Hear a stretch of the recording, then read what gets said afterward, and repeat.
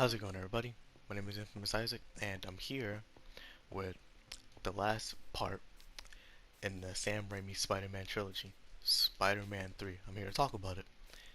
And before I get into it, into my opinions of it, I heard so much stuff, so much about this movie. Some people say it's the worst Spider-Man, like, piece of, like, media ever, piece, just ever put out, like it's one of the worst things they've ever seen. And other people really like it.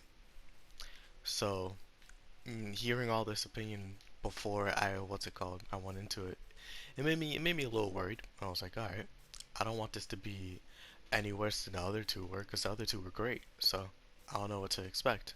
Even though I watched this one like the most out of all three of them when I was younger, so it's been a while, but I'm here to finally talk about the third and final movie in Sam Raimi's Spider-Man trilogy, Spider-Man 3.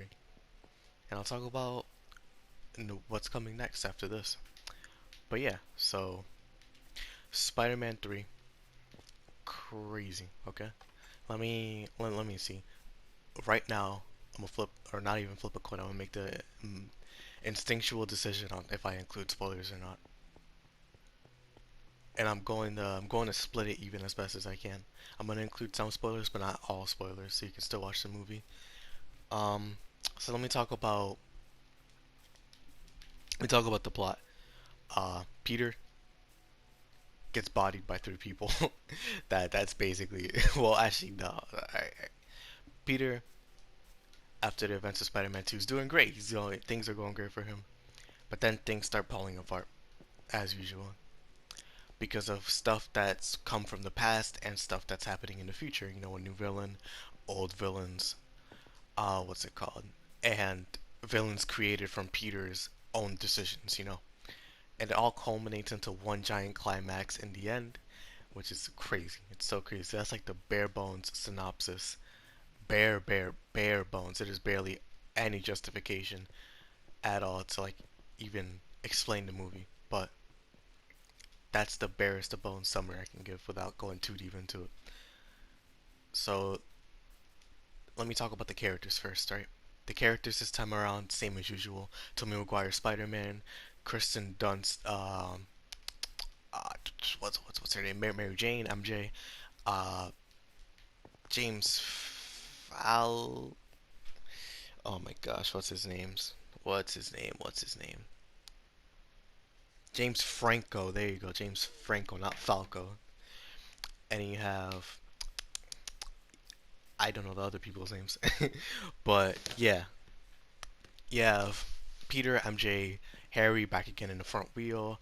Aunt May is here again, where we have new characters. We have Flint DeMarco, I think is what his name is, or Flint Marco or something like that. Uh, who's Sandman? You have Eddie Brock, who we all know is Venom. We also have what's his dude's name? Jonah Jameson again. We have the people in Peter's apartment again. We have Gwen Stacy, who's a new appearance in this one. I'll give my opinion on all of them in a second. We have a bunch of characters, returning and new characters. But yeah, let's talk about the minor characters first. Gwen Stacy, I didn't really like her much in this movie. She was just a character used to advance the plot, which it's fine. She didn't really have much of a purpose, and she didn't need to. She just widened the gap between Peter and Mary Jane, not out of her own decision as well, because that'll come later. Um, Peter's uh apartment roommates, well, not roommates, neighbors. There you go. That's the better word for it. They're funny as always. Peter's kind of a sleazeball for the scene that he was in when he was talking to Dr. Connors through the phone, but you know, they're funny as usual. They know that Peter's a good kid, so it's nice to see. It's nice to see. But Jonah Jameson, funny as usual. It sucks that he didn't get much screen time compared to the last movie. The last movie, he had so much screen time. He was so funny. This movie, he had jokes, but at the same time, it was also like, dang, I wish we got to see him more. Um, who else? Who else? Who else? Aunt May we didn't get to see much either, which kind of sucks. But she had her purpose. She definitely showed up. She helped Peter through the thick and thin of it. So it's nice. Eddie Brock, he is something. He is really something. He is one of the most like, how do I say it? He is the definition of a hater. Like, I've never seen somebody, and this is a spoiler by the way. I want to make that very clear. This man went to church and prayed to God, prayed to Lord's heaven above. He prayed to God for Peter Parker to die. Like, that is one of the craziest things I've ever seen a character do in media. Like, he really prayed to God that he wanted Peter Parker to die. Like, that is crazy to me. But it just adds more to the Eddie Brock thing, like he's a and I won't say that Eddie becoming a villain is completely his fault. Eddie wasn't a good person in what's it called before he became Venom. But he wasn't a completely bad guy too. He was just a very competitive guy who wanted the job. He would do anything to get the job, and he did. But did he deserve what he got? I don't think so. I definitely don't think so. The way Peter handled it could have been better. It definitely could have been better. It could have been handled way better. For like not in the sense of the movie, but like in the sense of Peter himself, he could have handled it better. But at the same time, I understood where Peter was coming from. I couldn't understand what Brock was or Eddie was coming from. So it's just how the cookie crumbled. But Eddie himself, he was a fun villain. He was a really fun villain. He filled the role of like, I'm not sympathetic. Do not sympathize with me. You even then you can still sympathize with him because the symbiote is just that crazy. Like Venom symbiote is wild. You really like you can understand why Eddie was acting like that. It was pure malice, revenge, bitterness. He like, but at the same time, it was amplified by Venom. Not Brock or Eddie was like that before, but now it was worse. Could he have been friends with Peter? I wholeheartedly believe so, because Peter's just that type of guy. He's a good guy, always down on his luck, but he's always clutch. Well, what is it? Clutch knee stroke. There you go. But yeah, he's Eddie. Eddie was a good villain. I didn't dislike him at all. I thought he was good. Now, was he my favorite out of all three? Uh, no. I wouldn't say that. So let me talk about the next villain, Flint Marco. Now he's a sympathetic villain. He fills the role of Norman Osborn and Otto Octavius. He is the guy that you feel bad for because it's all circumstance. He wasn't like Otto where he flew too close to the sun and he got his wings burned like Icarus, or he wasn't like Norman where it was the same thing but it got the better of him. He's just an innocent, well, not innocent, but he's a guy who's trying to do anything to help his daughter who is sick, super sick, and he resorted to crime to try and help her, try to sustain her and his family. But that led to one thing or another, and it led to a very startling revelation that Flint Marco and Peter have history. I'm not gonna mention why they have history, but they have history. And once you see it around in the movie, you'll be like, dang, really? Aw, that sucks. Like you feel bad for both parties. You feel bad for both parties. Flint Marco, you can definitely feel sympathy for, and honestly, you can probably feel the most sympathy for him out of every villain in the movie. So Flint Marco is a good villain, for sure. Is he the best villain in the movie? Yes. Is he my favorite villain? No. But I'll talk about that in a second. Flint Marco though, he's a good villain. Sandman, they made Sandman imposing in this movie for sure. Sandman is super sick, just like how Venom was super sick. They just had this finesse to him. Like Sandman was saucy with the way he was robbing people. Like he was sick, and Peter couldn't handle him. The only reason Peter won was because of someone else who I'm gonna mention later.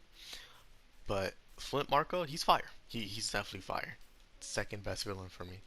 Best villain in the entire movie, like objectively, but not my favorite villain.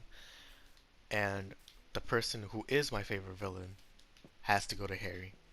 Harry Osborn is definitely my favorite villain. Oh my gosh, bro. Harry Osborn, like, Harry himself as the person, I really liked a lot in this movie. So much. I liked Harry Osborn so much in this movie. I can't stress that enough. Like, I I really enjoyed Harry as the person and the new Goblin, the Green Goblin, two Green Goblin Jr. or the Hobgoblin, I guess. I can't stress enough how much I enjoyed Harry in this movie. He was so fire to watch on screen. He was a savage. He was such a savage when he did it when he had his memories. He uh he was amazingly savage in that. He at times was even more of a villain than Eddie Brock. Like Harry was so sinister because he followed what Norman did and he attacked Peter in his heart. Not him, but his emotions. And it was so crazy because he did that so well because he knows Peter, which is so like crazy but really good at the same time, you know. Um Harry, like his fight teams against Peter were awesome. I honestly enjoyed them the most out of all of them. Except for the final fight in the movie. That was a really good fight. The best one in the movie, but not my favorite. Um, but yeah, Harry himself, like Harry the person, Peter's friend and Mary Jane's friend. Harry, when he was back to how he was before he found out who Peter was and what happened to his dad, he was sick. Because it just shows like at the end of the day, Harry was still Peter's friend no matter what. You know, like before the alcohol, before Mary Jane, or after Mary Jane, where he was in the limbo of like, yo, Peter, you and I are friends for life, my guy. And Mary Jane when they were good friends as well. Like, you know, Harry to me was my second favorite character in this entire movie. He was so good. He was so good. He definitely like in the movie he was the MVP, but he wasn't my favorite what's it called character. I really enjoyed him though, and I can't stress that enough. Then you have Mary Jane, who was interesting. She was definitely interesting because at first in the first half of the movie I was like, okay. I mean, some things I can understand why you're mad at, but other ones it's like, all right, Peter's trying to sympathize with you, and you get mad when he tries to relate it back to him somehow, like because he's trying to make you feel better, but his intentions were good. I don't know. That part has always kind of confused me. It's not trying to bring it back towards you. It's just mentioning something that could maybe like show, hey, you're not alone. We've experienced this before, you know? Like I understand how you feel. We can go through it together, you know? Like having company so you don't feel alone in that. But, you know, it's that's just my view on it. So, at the end of the day, it doesn't matter. But Mary Jane, she was interesting. She was definitely interesting. She added the most conflicted out of all three movies for this one. Even more than the second one, which is crazy to think about because the second one had a lot of conflict with her, but the third one had so much, and it wasn't even her fault all the time.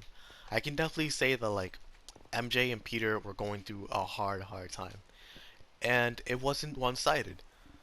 It wasn't like here. Mark from Invincible and Amber, where it was literally just Mark being a good person and Amber being terrible. Show Amber, by the way, not comic Amber. Comic Amber is goaded, but MJ and Peter both had their problems with their relationship. Other times it was forced, but other times it wasn't, and it was genuine issues that I can see both sides of. So I understand.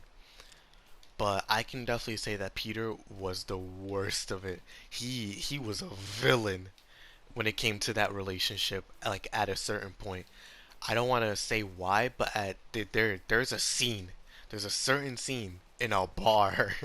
And let me tell you, let me tell you guys, ladies and gentlemen, I've never seen Peter so evil before.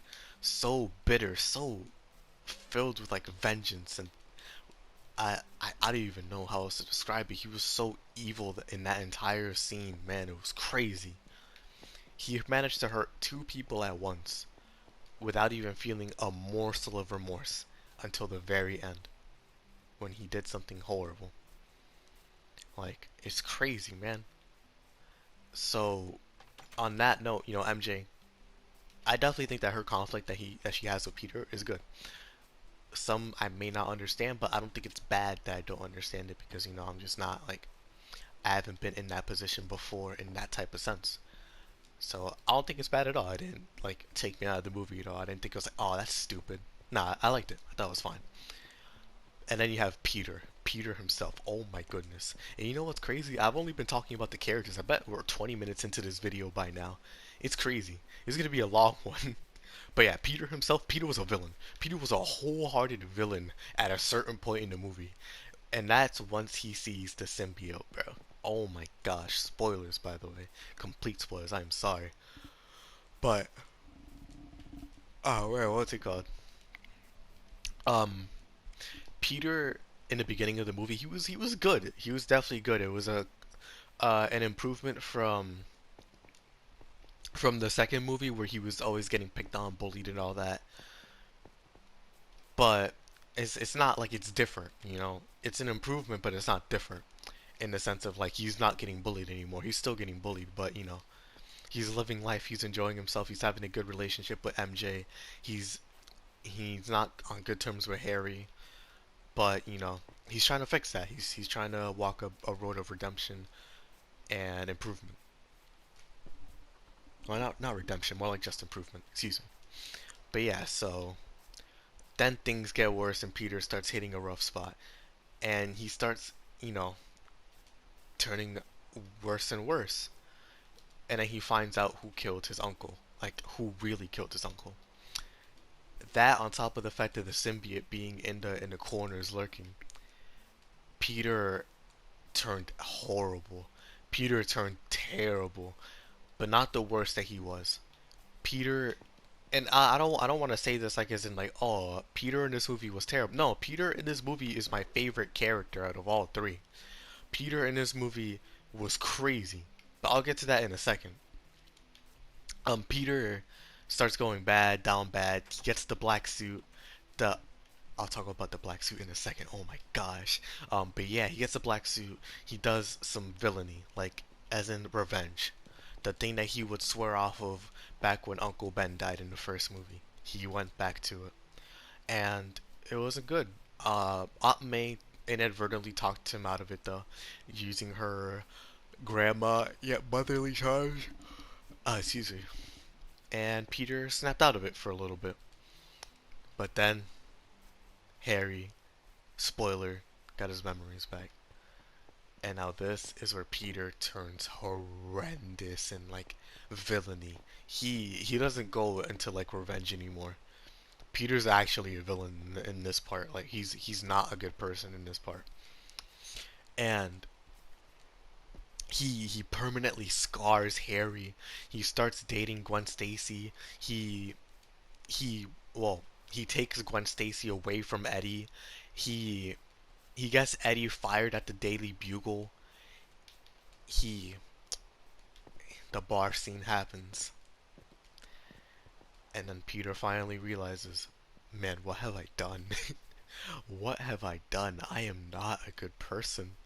And the culmination of all this leads us to the church scene where Eddie's praying for Peter to die, and Spider-Man, or excuse me, Peter.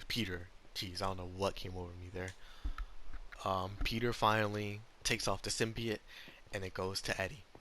The symbiote finds Eddie instead, and yeah, Peter himself in this movie was my favorite character. Like my favorite characters of all time. I'll talk about my favorite characters in these three movies. I'll talk about at the end. But man, my goodness, Peter was so good in this movie. Like not even like just Peter himself. Tobey Maguire, like compared to the first and second movies, his acting was great. His acting was so good. The first movie being probably his worst, and not as in like, oh, it's terrible. More like I guess I would chalk it up to inexperience, but like I'm not an actor, so I can't really call it that. More like it just felt stilted sometimes, Like I mentioned it in the first video, his acting could feel stilted sometimes, but here it felt great. I was so gripped by the fact that like Peter and Tobey Maguire were just so good with their emotion. Like Tobey Maguire was great in this movie. He was awesome.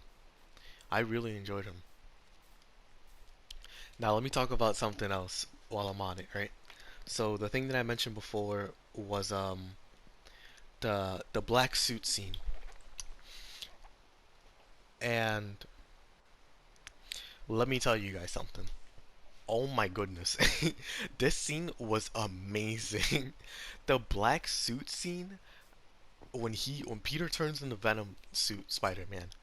I was so shocked. Not in the sense of like, oh my goodness, how did this happen? But like, yo, why is this so good? Why was this scene so amazing? Like the whole build up of Peter putting on the suit, or not even putting on the suit, the of Peter waiting by the radio to hear if Flip Marco was on the run, going to bed in the suit ready for action whenever, and then the symbiote climbing onto him, and then it all turns dark and he screams, and then all you see is black, pitch black, and all you hear is Peter say, "What happened to me?" And then the music kicks in, the score, Danny Elfman on the music. Oh my goodness, let me tell you, when the Venom suit Spider-Man music kicked in, I was geeking out of my mind. I was watching this like, yo dog, what is going on? It was so good. It was so good. I cannot stress that enough. And that leads me to my next thing. The CGI was awesome. The CGI was definitely the best in the entire trilogy. Even better than Doc Ock's arms, even better than the sun, even better than the Green Goblin explosions, all of that. Because of three things. The new Goblin, the Spider-Man suits as in like Venom and Spider-Man himself, and Sandman. Sandman being the best example. When he gets his powers, and he's in the laboratory, or not a laboratory, but in the site, and he's turning from sand back into a human. That scene still holds up to this day. It still holds up to this day. It's so good. It is so good. The CGI in this movie cannot be talked down on. It is really good, and like the only thing that can rival it right now, from what I've seen, is definitely like the Homecoming Marvel Spider-Man type thing. So you know, the Tom Holland Spider-Man. But man, the CGI in this movie was great. It was so good. And that leads me to my next thing as well. Since I was talking about it, Danny Elfman and the score in this music, it was so good. I didn't talk about it before, the music in this in the trilogy, but the music is amazing. Danny Elfman on the music really adds so much to the movie. But when I noticed it the most, it was definitely the third movie.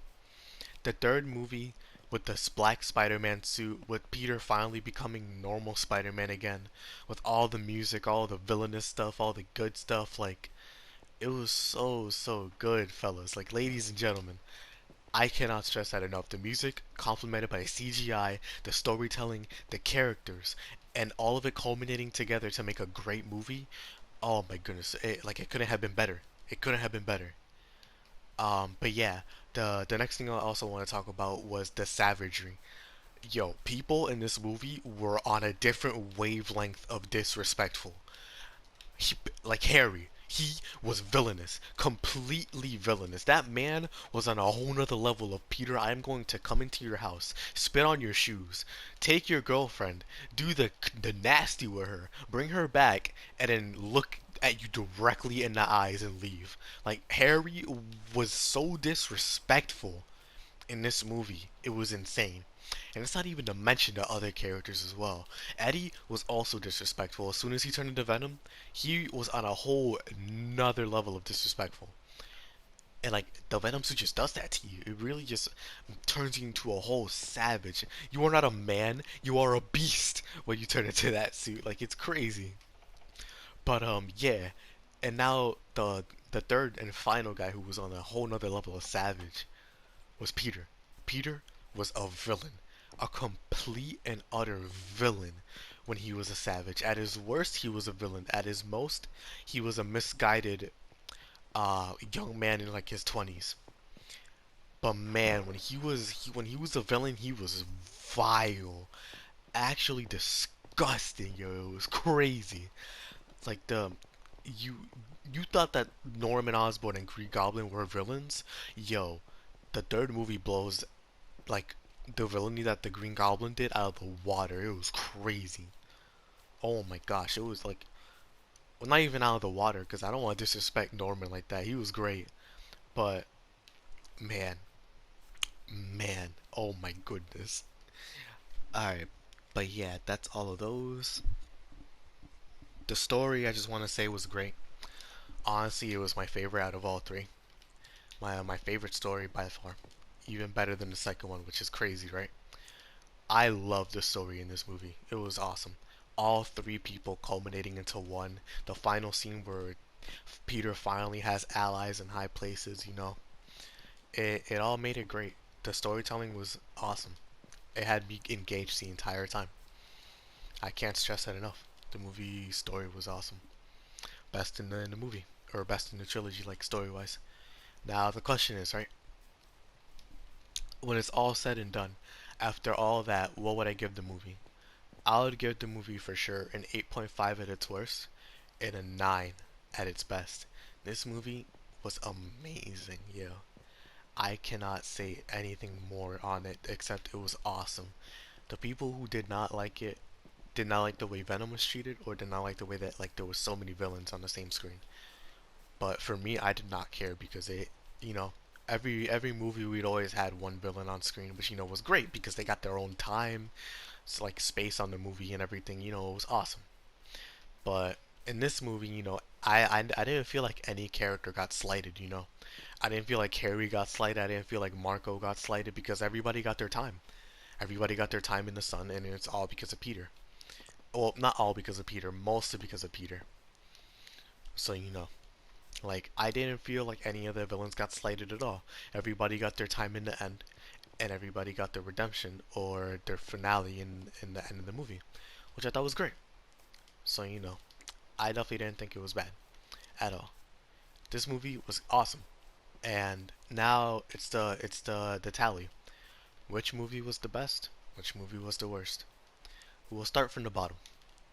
The worst movie, in my opinion, was definitely the first one, and not in the sense of like, oh, it's terrible, you shouldn't watch it, it's horrendous. Nah, this movie is great. For it being the first movie, it alone could be a great movie, and it is a great movie alone.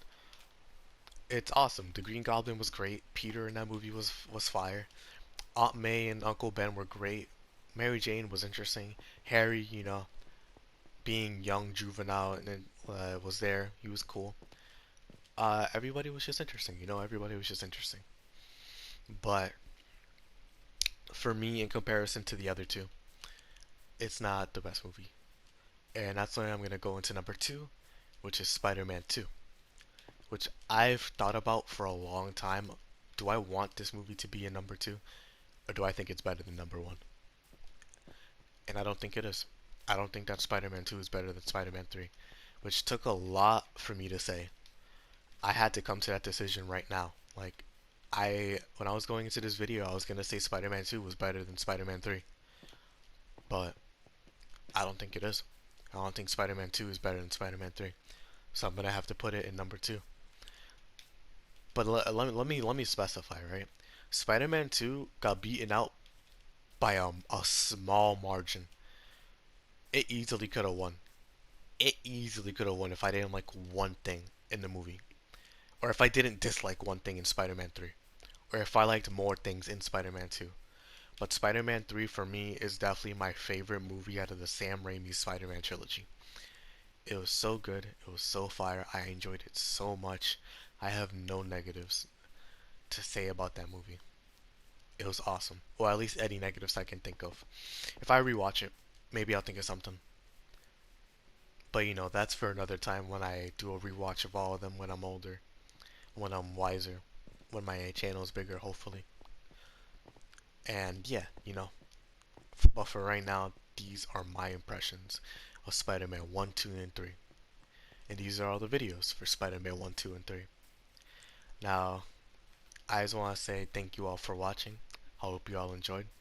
If you like, if you just like, oh my goodness, oh my goodness. If you like a good trilogy and a good superhero with great villains, like and subscribe because yo, I never, I never. Oh my goodness.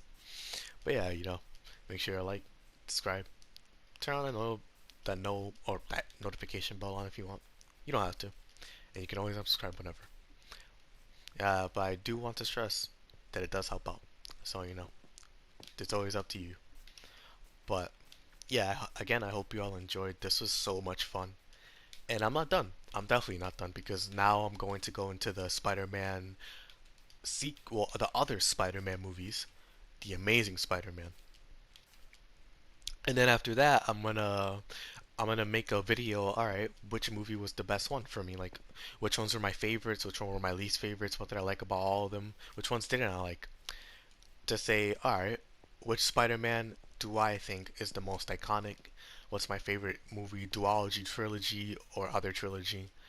And everything I want to say about it. So, once I watch the Amazing Spider-Man movies, I'll be able to make that video, and I hope you guys are there to see it. But until then, that's going to be it for me for now. Hope you guys enjoyed. I know I had a lot of fun watching these movies and talking about them. This video is going to be the longest in the three-part series for sure. But I like it that way.